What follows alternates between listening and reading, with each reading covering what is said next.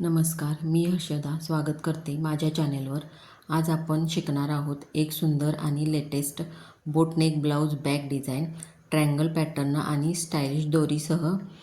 हे ब्लाऊज अगदी सोप्या पद्धतीने कसे कट करायचे आणि शिवायचे ते मी स्टेप बाय स्टेप दाखवणार आहे, म्हणून हा व्हिडिओ शेवटपर्यंत नक्की बघा.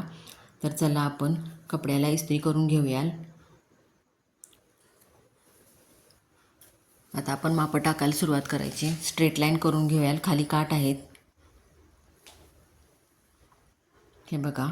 13.5 उंची तयार आहे, म्हणून 14.5वर मार्किंग केलं बघा. बॅक बोट नेक मी 3.5वर ठेवणार आहे. 3.5वर मार्किंग केलं. आता मुंड्याचं माप टाकणार आहे मी. 8वर टाकला मुंडा आणि डिझायनर बॅक नेक त्यांचा 10वर तयार आहे, म्हणून 10वर मार्किंग केलं. ॲज इट इज दुसऱ्या साईडला पण तसेच मार्किंग करून घ्यायचे. 3.5, 8 आणि 10 असे मार्किंग करून घ्यायचे. आता स्ट्रेट लाईन करून घेऊयाल. हे बघा. आता शोल्डर यांची 15 आहे, म्हणून मी 7.5वर ठेवतो आहे शोल्डर. गळारुंदी मी 4 ठेवली. 3.5 इंच पट्टी शिल्लक राहते बघा. 7.25 पण ठेवू शकता शोल्डर, पाव इंच कमी. हे बघा. आता हे खाली पण 3.5 इंच गळारुंदी ठेवलेली आहे बोटनेकसाठी. आता इथं छातीचं माप टाकायचं आहे. 38 इंचाची छाती आहे, त्याचा चौथा भाग 9.5 होतो, परंतु 10वर मार्किंग करायचं. आपण अर्धा इंच लूजिंग द्यायचं, कारण बोटनेक आहे म्हणून. हे बघा. आता डिझायनर नेक वरती जेवढं 4 इंच माप घेतलेलं तेवढंच खाली पण रुंदी घ्यायची. आता हे स्ट्रेट लाईन करून घ्यायच्या.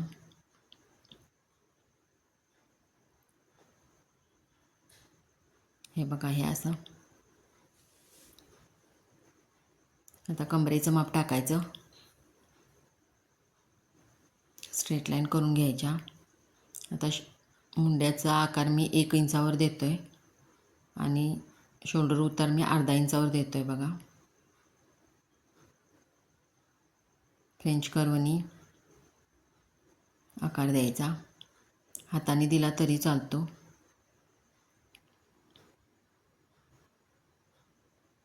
फ्रेंच कर्वनी आकार छान येतो, जास्त विचार करावा लागत नाही, म्हणून फ्रेंच कर्व वापरायचा. इथं गळ्याचा आकार मी 1.5वर देणार आहे बघा. हा आकार थोडासा पाव इंच बाहेर गेला तरी चालतो, काही गळा बिघडत नाही. आता इथं बघा, खाली अर्धा इंच घेऊन मी असा आकार देतो आहे आणि इथं असे आत त्रिकोण आपण करणार आहे. मी इथं कपड्यावरती काढून दाखवतो आहे तुम्हाला, परंतु हे त्रिकोण मी या पिवळ्या कपड्यात काढणार आहे. आता कट करूयाल.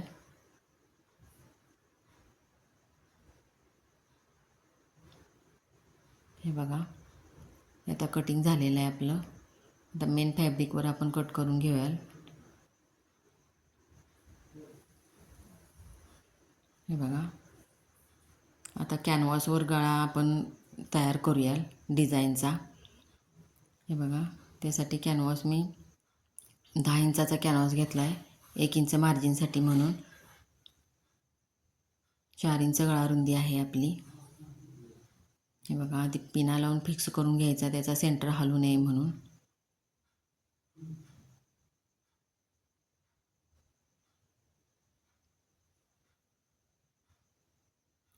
आता आपण डिझाईन काढूयाल.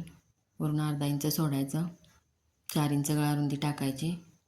आता वरती आपण 3.5 इंच सोडणार आहे आणि 10 इंचावर आपला तयार आहे. करेक्ट येतो असं माप टाकल्यानंतर. हे बघा, असा चौकोन करून घ्यायचा.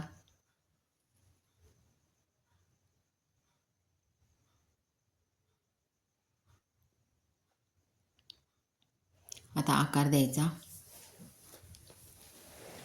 पहिल्याच वेळेस आकार व्यवस्थित येतोच असा नाही, 1-2 वेळा ट्राय करायचा. नंतर व्यवस्थित जसा आपल्याला योग्य वाटेल, आकार योग्य दिसेल डोळ्यांना, तसा आकार आपण ड्रॉ करायचा. हे बघा, बाहेरच्या बाजूनं 1 इंच किंवा अर्धा इंच मार्जिन ठेवून कट करून टाकायचं. हे बघा, हे असं कट करूयाला. आता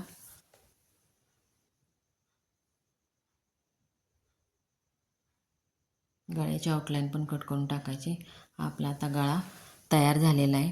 तो आता दुसऱ्या कपड्यावर असा चिटकून घ्यायचा. ग्लॉसी साईड खालच्या बाजूला ठेवायची वरून इस्त्री फिरवली की तो चिकटतो. हे बघा, हे आता आपलं झालेलं आहे सगळं. ते आता मशीनवर जाऊयाला आपण. नाही, आधी आपण कट करून घेऊया पिवळा भाग. पिवळे त्रिकोण तयार करून घेण्यासाठी चौकोनी 3 बाय 3चा मी तुकडा कट करून घेतो आहे बघा. 5-6 तुकडे घ्यायचे 3 बाय 3चे.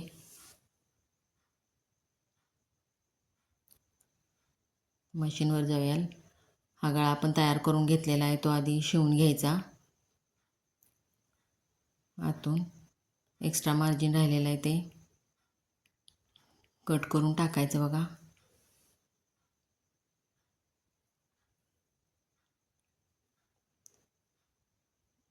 आता बॅक पार्टचा सेंटर काढायचा. सेंटर लाईन काढून घ्यायची.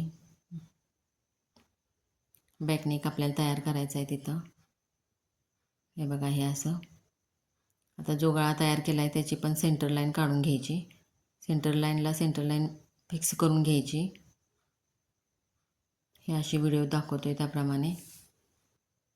हे बघा, आता आधीमध्ये हलू नये म्हणून टीप मारून घ्यायची, नंतर साईडनं मारायची. हे बघा, कॅनव्हासवर गेली नाही पाहिजे टीप, साईडनं गेली पाहिजे. अगदी हळू कर्व आकारावर हळू फिरवायची मशीन.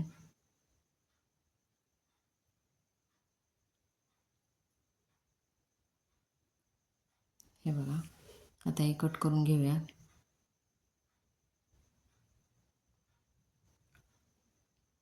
आता जे कर्व आकार आहे तिथं नॉच मारून घेऊया. नॉच अशी मारायची की आपली टीप कट नाही झाली पाहिजे आहे. व्यवस्थित नॉच मारायच्या. आता या आतल्या बाजूला फोल्ड करून घेऊया. अगदी कमी वेळेत ही डिझाईन तयार होते. दिसायला पण खूप सुंदर दिसते बघा. हे बघा, आत मी फोल्ड करून घेतले. आता वरून दाबटीप मारून घ्यायची.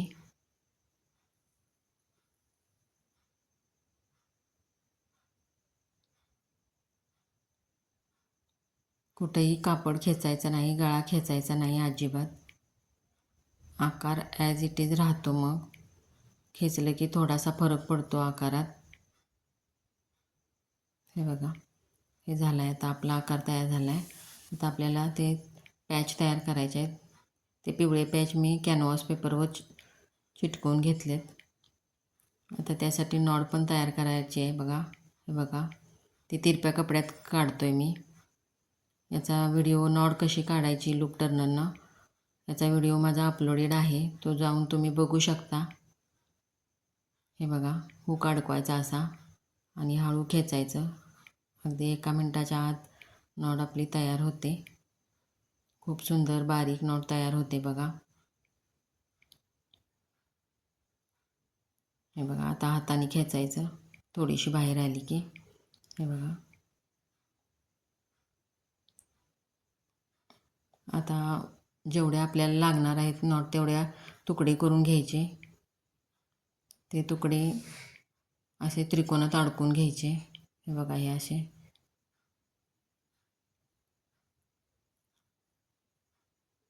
शक्यतो समान मापाचे करा तुकडे आणि कमी जास्त उंचीप्रमाणे नंतर ॲडजस्ट करता येतं वरती लावताना. हे बघा, हे असं.